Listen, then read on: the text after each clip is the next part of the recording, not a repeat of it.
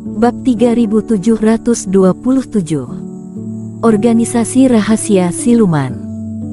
Juna Yuan, cara hitung bukan seperti itu, ujar Kaisar Rubah yang beralis panjang berwarna putih. Aura berkurang setengah, tapi kultivator yang masuk ke dalam hutan tidak akan berkurang. Setiap orang bisa mengumpulkan sebagai aura, tapi yang bisa masuk ke rapat terbesar tidak sampai 50%. Kira-kira seperti itu. Tapi, aku lebih khawatir, energi bintang pagi berkurang, maka melambangkan persaingan di dalam hutan akan semakin sengit, angka kematian pasti akan bertambah, ujar Kaisar Beruang. Terutama kami 3 klan yang paling telat masuk. Aku dengar ada banyak kultivator manusia yang belum membentuk segel masih berkumpul di dalam untuk merebut kuota yang paling terakhir. Ekspresi wajah Kaisar Iblis Kera dan Kaisar Rubah langsung serius. Masuk akal. Harus menunggu 2000 tahun, baru ada kesempatan ini. Semua orang pasti akan berusaha untuk mendapatkan tiket masuknya. Waktu semakin dekat, semakin banyak orang akan mempertaruhkan nyawa. Akan tetapi, 3 klan ini paling telat masuk, pasti akan paling sial. Kenapa bisa seperti ini?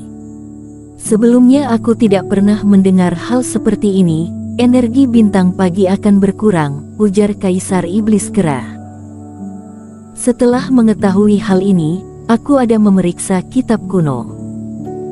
Sesuai catatan kitab kuno, kalau ada kultivator wilayah asing yang masuk ke tempat ini pasti akan terjadi kondisi seperti ini, ujar Kaisar Rubah. Berhubungan dengan kultivator wilayah asing. Semua orang tidak ada yang tahu apa yang akan dilakukan kultivator manusia di rapat terbesar, tapi seharusnya berhubungan. Jangan bahas lagi. Kesempatan semakin sedikit, persaingan akan semakin ketat. Perlukah kita mengurangi setengah murid kita? Ujar Kaisar Beruang. Jangan, meski hutan itu sangat besar, pasti ada klan sejenis yang berkumpul. Kita paling telat masuk, tapi memiliki jumlah orang yang paling banyak. Kalau kita mengurangi orang, sama dengan kalah dalam jumlah orang, ujar Kaisar Rubah sambil menggeleng kepala. Menurutku, hanya bisa masuk ke dalam lalu mengingatkan para junior untuk lebih berhati-hati. Di masa krisis langsung menghancurkan segel dan melarikan diri, ujar Kaisar Iblis Kera. 2 kaisar lainnya menganggukkan kepala. Tidak ada orang yang ingin melepaskan kesempatan ini, hanya bisa mencoba melawan cobaan ini. Selain itu, ada satu masalah yang mendesak yaitu organisasi rahasia siluman. Ekspresi wajah Kaisar Rubah langsung berubah dan mengalihkan topik pembicaraan. Organisasi rahasia siluman. Ekspresi wajah Kaisar Iblis Kera dan wanita itu langsung berubah. Kami mana mungkin melupakannya. Para klan iblis yang memberontak, awalnya ingin melenyapkan 5 klan iblis itu, tapi bukannya sudah tiada. Tidak, awalnya aku juga berpikir demikian, tapi belakangan ini aku mendengar pihak pemberontak ini sudah pulih kembali. Kita sudah membunuh mereka, bahkan markas utama sudah kita bom dan lenyap beberapa tahun, sekarang masih ada. Ujar Kaisar Iblis Kera. Kenapa faktornya? Aku juga tidak tahu, hanya saja aku mendapatkan informasi yang bisa dipercaya.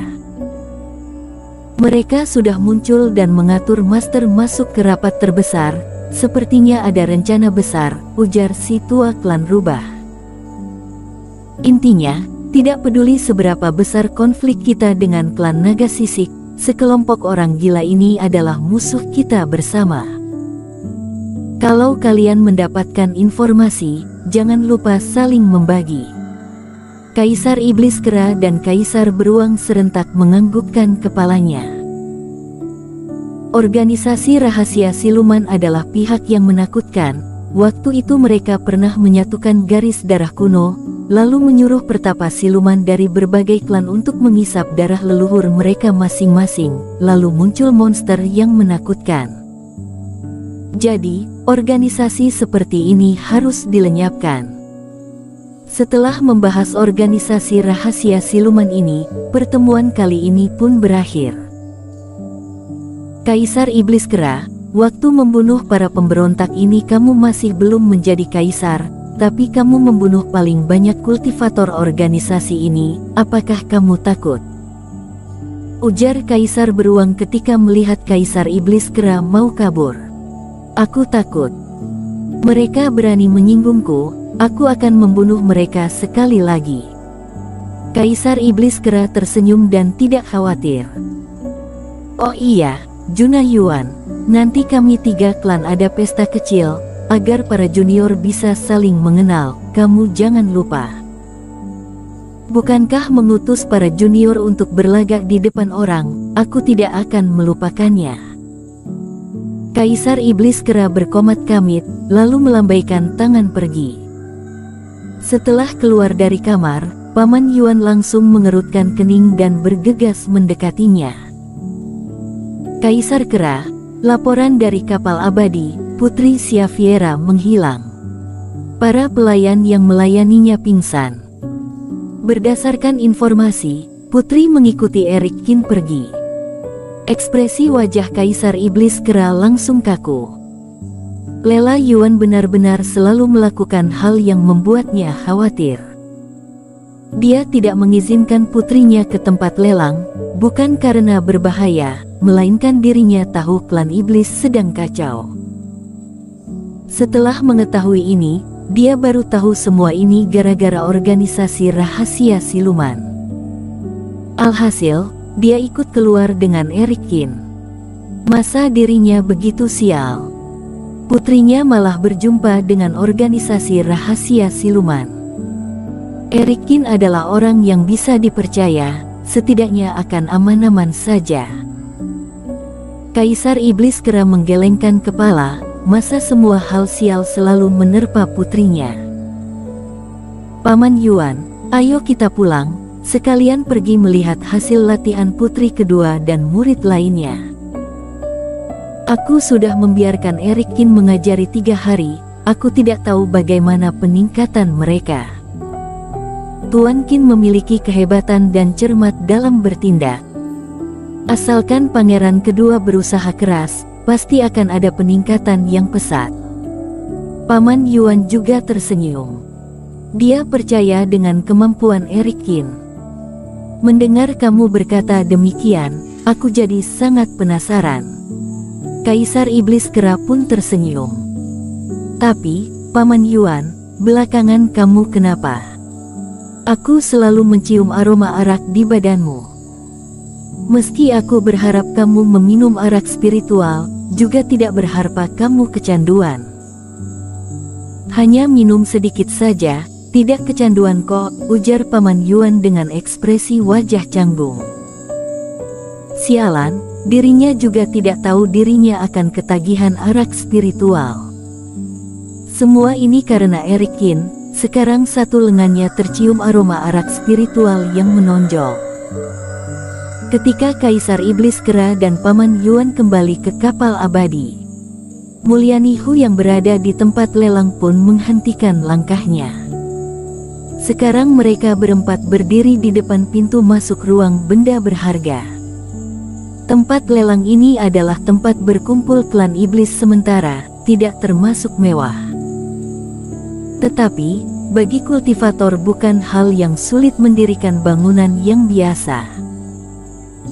Selain itu, rapat terbesar diselenggarakan 2000 tahun sekali, jadi tetap akan ada toko yang menjual harta karun berharga. Mulyanihu, kenapa kamu membawaku ke sini? Apakah ingin beradu siapa yang paling hebat mencari benda berharga? Melihat Mulyanihu berdiri di depan pintu masuk ruang benda berharga, Lela Yuan langsung mengerutkan kening. Sebelumnya kita sudah pernah lomba ini, apa kamu sudah lupa? Kamu memakai pakaian pengemis lari di jalan raya. Diam. Jangan bahas kejadian lalu.